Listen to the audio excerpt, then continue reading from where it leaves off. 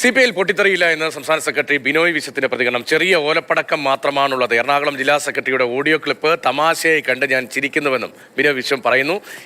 രാഗിൻ ചേർന്നു. രാഗിൻ, സമ്മേളന കാലത്ത് വലിയ പൊട്ടിത്തെറിയിലേക്ക് ഒരു നിമിഷം ആ പ്രതികരണത്തിലേക്ക്.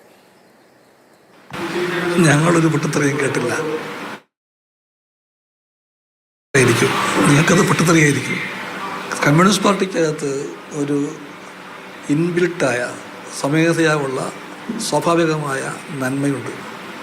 ആ നന്മയുടെയും ഉയർന്ന രാഷ്ട്രീയ ബോധത്തിൻ്റെയും കെട്ടുറപ്പിൻ്റെയും പാർട്ടിയാണ് CPI. ആ CPIക്കകത്ത് നിങ്ങളിങ്ങനെ സ്വപ്നം കാണുന്ന ഒരു പൊട്ടിത്തെറി ഉണ്ടാവില്ല. ആ നന്മ നിങ്ങളോ മറ്റാരെങ്കിലും ശ്രമിച്ചില്ലാതാകില്ല. ആ നന്മയിലേക്ക് കമ്മ്യൂണിസ്റ്റ് പാർട്ടി ഇല്ല.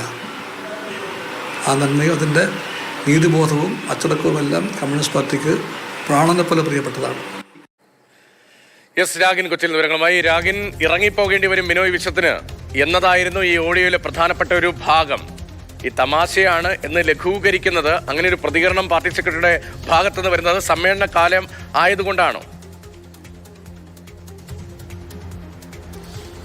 സംസ്ഥാന CPIയിൽ ഏറ്റവും കൂടുതൽ വിഭാഗീയതയും അതോടൊപ്പം തന്നെ പടലപ്പിണക്കങ്ങളും പൊട്ടിത്തെറിയും ഒക്കെ നിലനിൽക്കുന്ന ഒരു ജില്ലയാണ് എറണാകുളം. ആ എറണാകുളത്താണ് അത് വ്യക്തമാക്കുന്ന രീതിയിൽ നേതാക്കളുടെ ശബ്ദരേഖകൾ പുറത്തേക്ക് വന്നത്. ജില്ലാ സെക്രട്ടറി KM ദിനകരന്റെയും അതോടൊപ്പം തന്നെ സംസ്ഥാന കൗൺസിൽ അംഗം കമലാ സദാനന്ദന്റെയും ശബ്ദരേഖയാണ് ഉണ്ടായത്. അതിലാണിപ്പോൾ സംസ്ഥാന സെക്രട്ടറി ബിനോയ് വിശ്വം പ്രതികരിച്ചിരിക്കുന്നത്. പൊട്ടിത്തെറിയൊന്നുമല്ല, മറിച്ച് ചില ഓലപ്പടക്കങ്ങൾ മാത്രമാണ് അത് എന്നതാണ് ബിനോയ് വിശ്വം പറയുന്നത്. ഇത് തമാശയായി കാണുന്നു. മാത്രമല്ല, ഉത്തരവാദിത്തപ്പെട്ട നേതാക്കൾ അങ്ങനെ സംസാരിക്കുമെന്ന് താൻ കരുതുന്നില്ല എന്ന കാര്യവും കൂടി ബിനോയ് വിശ്വം പറയുകയാണ്. എന്തായാലും CPI ഇത് വലിയ തോതിൽ തന്നെ പിന്നോട്ട് അല്ലെങ്കിൽ പ്രതിരോധത്തിലാക്കിയിട്ടുണ്ട്. ഈ നേതാക്കളുടെ അടക്കം ശബ്ദരേഖ, പ്രത്യേകിച്ചും സമ്മേളന കാലയളവ് കൂടിയാണ്.